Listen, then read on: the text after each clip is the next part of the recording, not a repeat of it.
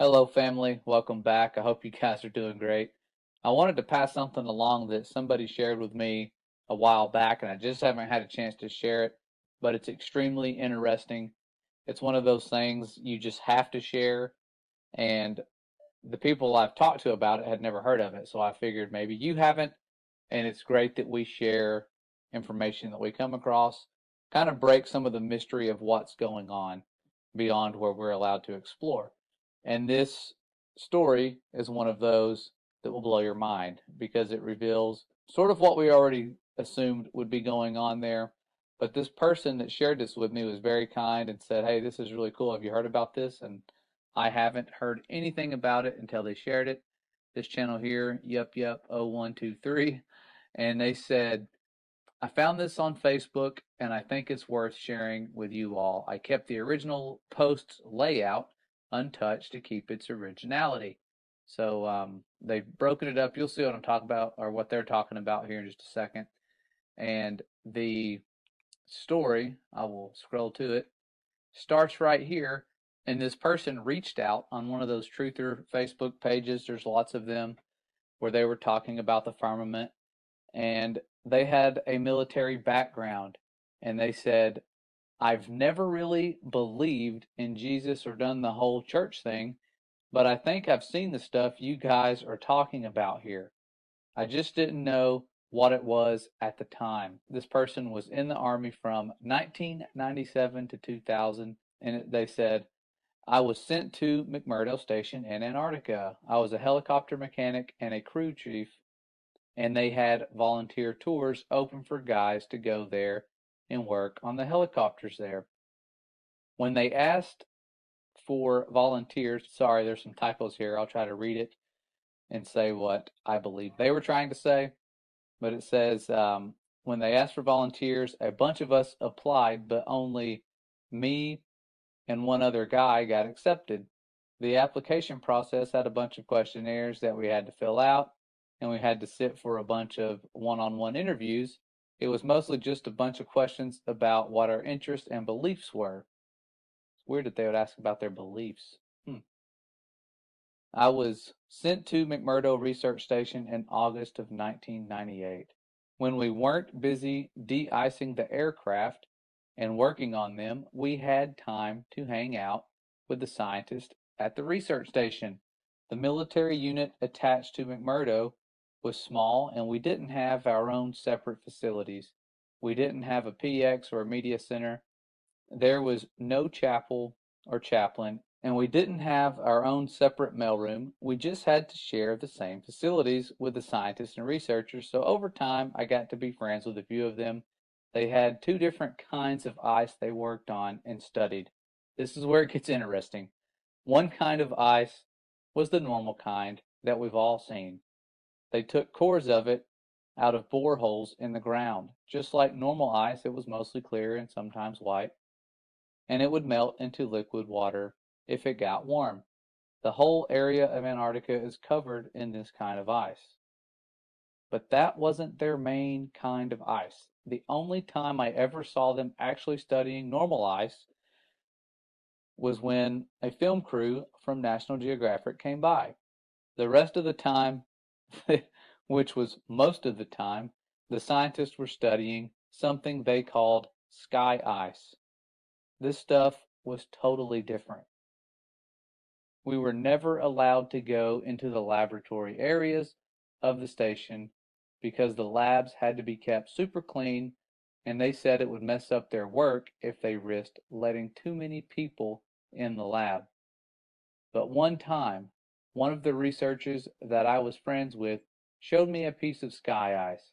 You couldn't touch the stuff with your bare hands because it was so cold, and it wasn't clear or white like normal ice. It was solid blue. He said that's why they call it sky ice, because it was the exact same color as the sky. We had to wear thick, heavy going outside gloves to handle it. The stuff was so cold, it would instantly freeze your skin if you touched it.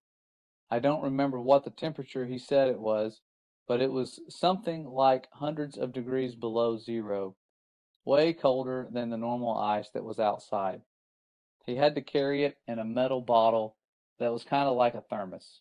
He let me play with the piece of it for a while. It felt lighter than a piece of normal ice of the same size, like it wasn't very heavy at all. It almost felt like you could throw it up in the air and it would just float back down. But I didn't try that. And it was also a little flexible when I tried to bend it. It didn't break like normal ice would. And even for a small piece, you could see through it. It was solid blue right from the surface.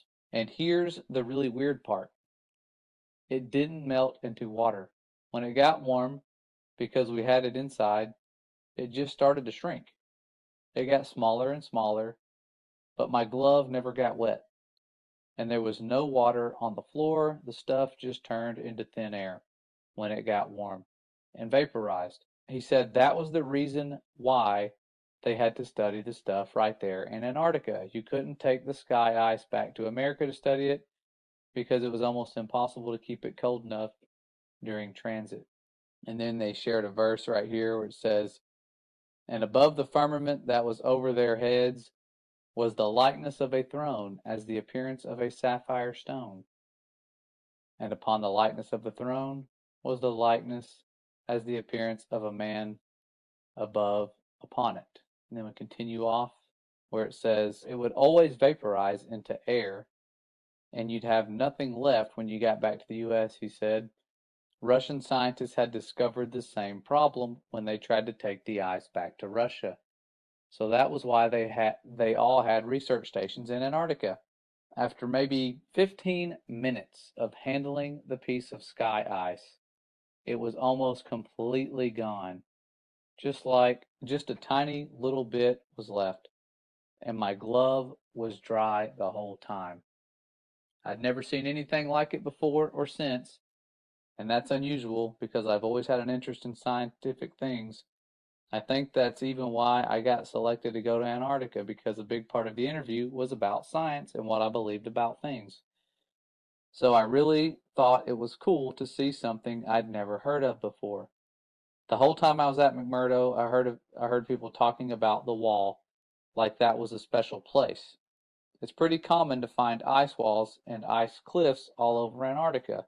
The whole place is ice, but it's all just normal white or clear ice.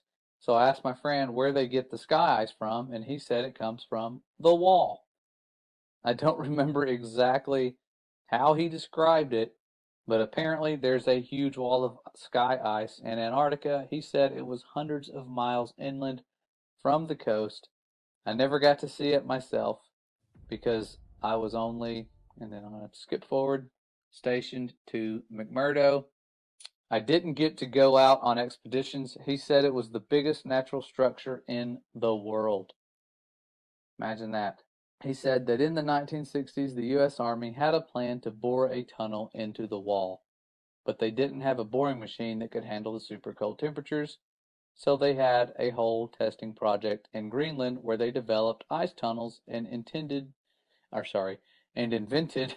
new boring machines that could operate in super cold temperatures. So this was back when they were going into forming NASA and all the other things that were kind of strange, the Antarctic Treaty, around that time, pretty close to it. And he says, like they did this whole big thing in Greenland for just practice. So it was like they were practicing to bore into the sky ice. I'm not an expert on that, but that's just what he told me. Then once they had the new boring machine figured out, they brought it to the ice wall, or to the wall in Antarctica. He said that the machine bored a tunnel. I don't remember exactly, it was like 5 or 10 miles into the wall, but that they never broke through the other side of the wall, and that they still don't know how thick the wall is even to this day. And I'm probably not remembering this part correctly, but I think he said that at first the floor of the tunnel was solid rock, but after a mile or two in, the floor was sky ice, like it was sky ice underneath after a certain point, or something like that. And apparently the wall slowly builds itself back up So it slowly builds itself back up after you cut it, because after a year or so, the tunnel had shrunk smaller all by itself, like a self-healing wound. It starts closing up. They had to leave the boring machine inside the wall because the tunnel shrunk too small to get it back out. And after a few decades, the tunnel was completely gone, like the part of the wall was solid again. He said that now the scientists were trying to use technology to figure out how thick the wall is. He said something about putting earthquake sensors all along the wall, and that somehow you could measure the signal from an earthquake to see how thick the wall is. But he kind of lost me at on that part. I never really thought about any of that after I left. It was really weird stuff, but I didn't think it was a big deal at the time.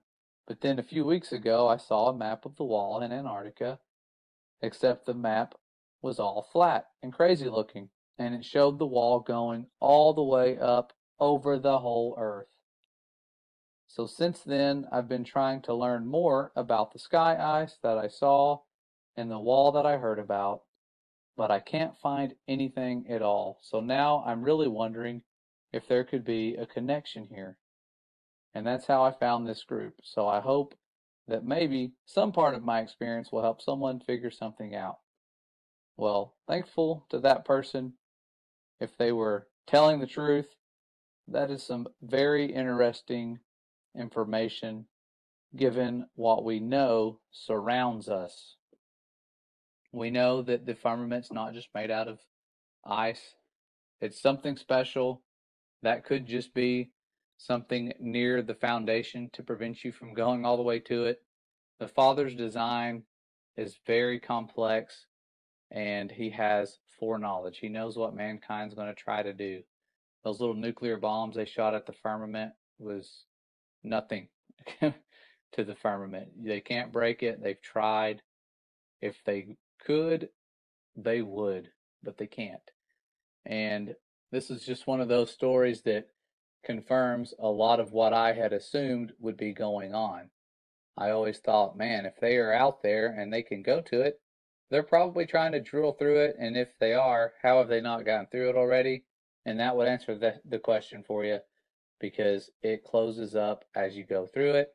But this was back in the 60s. There's no telling what they're trying now, mostly guarding it. I'm sure that's the biggest job they have, is keeping us from going there.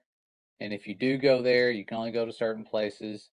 It is tens of thousands of dollars for a one-way ticket. Otherwise, many of us would have already gone there, tried to do some sneaking around and investigating. But this video here, it only had like 300 views. But really cool stuff. Wanted to pass this along. I know the days of censorship have it to where you can't find stuff like this anymore. And I remembered putting it in my firmament playlist. I just wasn't sure if you guys had heard about this and wanted to pass it along to you.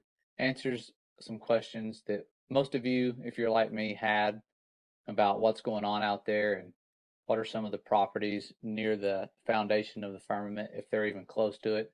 Could go on like that for many, many miles. Who knows? We'll find out soon someday. The firmament itself will roll away like a scroll, but that second day of creation, where he put this expanse for signs and for seasons, and letting us know that he will return very soon. And it's one of those things that we're sensing is right around the corner due to the way things are going in the world and what they're trying to prepare us for and all the division. But they're preparing for a war.